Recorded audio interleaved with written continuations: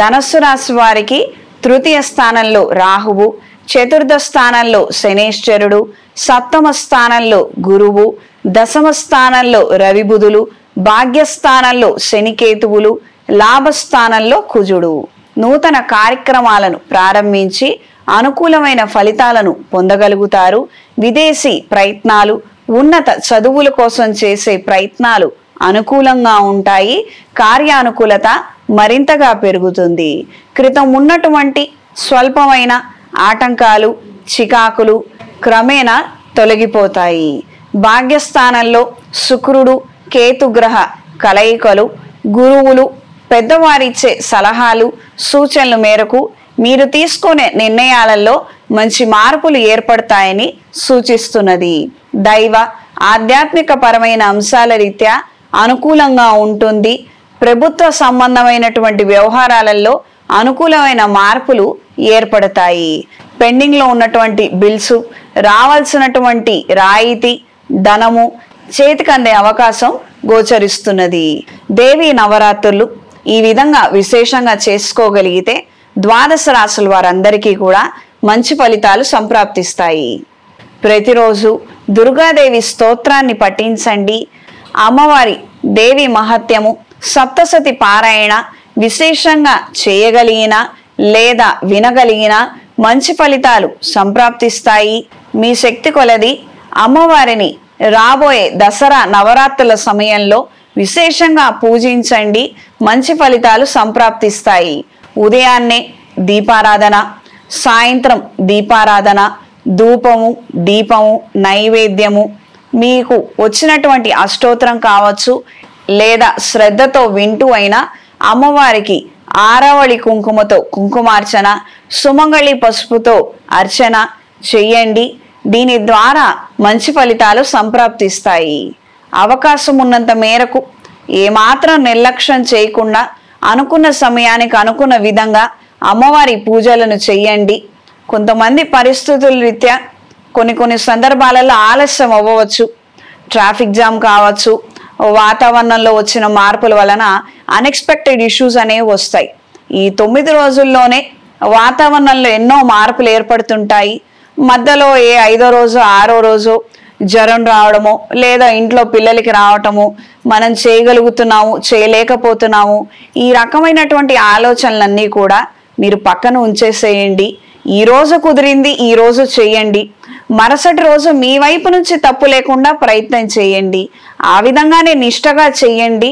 అమ్మవారి పూజలకి ఎక్కువగా కావాల్సింది భక్తి, శ్రద్ధ అంత మాత్రమే.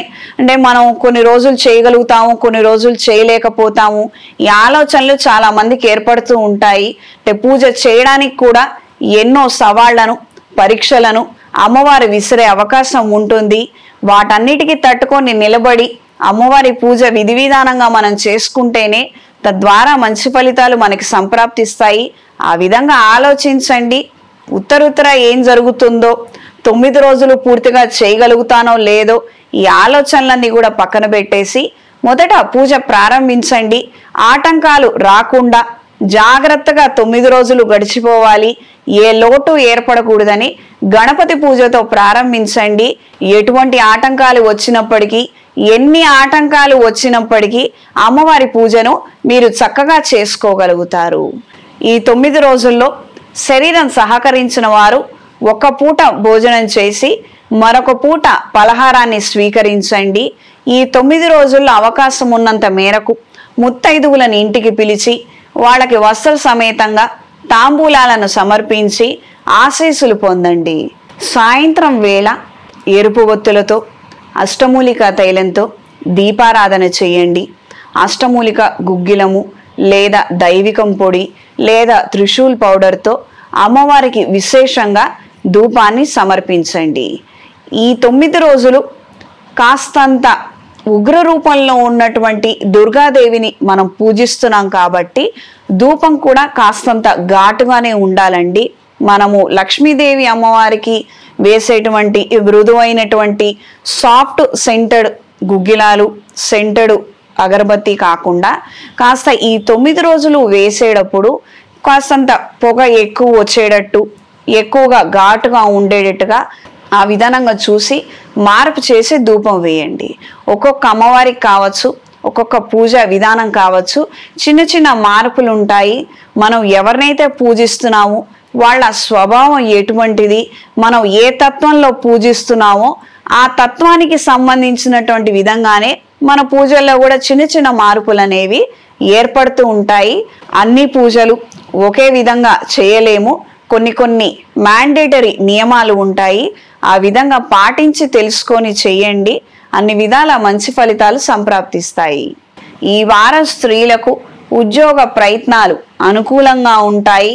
ఒక ఉద్యోగంలో నుండి మరొక ఉద్యోగంలోకి మారాలని చేసే ప్రయత్నాలు, ఆలోచనలు, నిర్ణయాలు, ప్రణాళికలు అనుకూల దిశలో ఉంటాయి. కొత్త చదువుల పట్ల, కొత్త విషయాల పట్ల ఎంతగానో ఆకర్షితులవుతారు. వృత్తి నిమిత్తం, సెల్ఫ్ డెవలప్మెంట్ నిమిత్తం కొన్ని షార్ట్ టర్మ్ కోర్సులు తీసుకోవాలన్న ఆలోచనలు కలిగి ఉంటారు. సెల్ఫ్ డ్రైవింగ్ నేర్చుకోవాలన్న ఆలోచనలు ఏర్పడతాయి. రాబోయే రోజుల్లో కొత్త వాహనాన్ని కొనుగోలు చేసుకుందాము, మన శక్తి కొలది మన ప్రయత్నాలు మనం చెయ్యాలి కదా, మన కాళ్ళ మీద మనం నిలబడాలి కదా అన్న ఆలోచనలే ఎక్కువగా ఏర్పడతాయి. వివాహ సంబంధమైనటువంటి అంశాలు, శుభకార్యాలకు సంబంధించిన అంశాలలో మంచి పురోగతిని సాధించగలుగుతారు. కొన్ని కార్యక్రమాలను విధి విధానంగా మంచి రోజుల్లో ప్రారంభించాలి. పెద్దవాళ్ళ ఆశీస్సులని పొందాలి. కార్యక్రమాలు ఘనంగా చేయడంతో పాటు విధి విధానంగా చేసి దైవానుగ్రహము పిల్లలకి అందాలి. దానికి తగ్గట్టుగా మన ఆలోచనలు, నిర్ణయాలు ఉండాలని ఎంతగానో మంచి నిర్ణయాలను చేయగలుగుతారు. ఎక్కడా కూడా దేనికి కన్విన్స్ కాకుండా, కాంప్రమైజ్ కాకుండా మంచి నిర్ణయాలను తీసుకోగలుగుతారు. భార్యాభర్తల మధ్య అపోహలు ఇబ్బందికరమైన వాతావరణానికి కారణం అవ్వవచ్చు. ఏది ఏమైనా మధ్యవర్తుల ప్రమేయం కావచ్చు, ఇతరులు ఎవరైనా జోక్యం చేసుకొని మాట్లాడటం కావచ్చు. ఈ విషయాలలో మాత్రం ఖచ్చితమైనటువంటి క్లారిటీని తీసుకోగలిగితే అన్ని విధాల శ్రేయస్కరం. ఏది ఏమైనా ముఖాముఖి కూర్చొని మాట్లాడుకొని ఇది ఈ విధంగానే జరిగిందా లేదా మరొక విధంగా జరిగిందా అన్నది లోతుగా విషయాలను తెలుసుకోగలిగితే సర్వదా శ్రేయస్కరం. సంతానానికి సంబంధించి కొన్ని ముఖ్యమైనటువంటి నిర్ణయాలను తీసుకోగలుగుతారు. వాళ్ళ ఉన్నత చదువుల కోసం మీరు కొద్దిపాటి ధనాన్ని దాచటం ఇప్పటి నుంచే ప్రారంభించాలన్న ఆలోచనలు కలిగి ఉంటారు. బ్యాంకు ఉద్యోగాల్లో ఉన్నవారికి కాస్తంత క్రమశిక్షణ లోపించే అవకాశం ఉంటుంది. పై అధికారుల వలన ఒత్తిడి ప్రభావం ఎక్కువగా ఉంటుంది.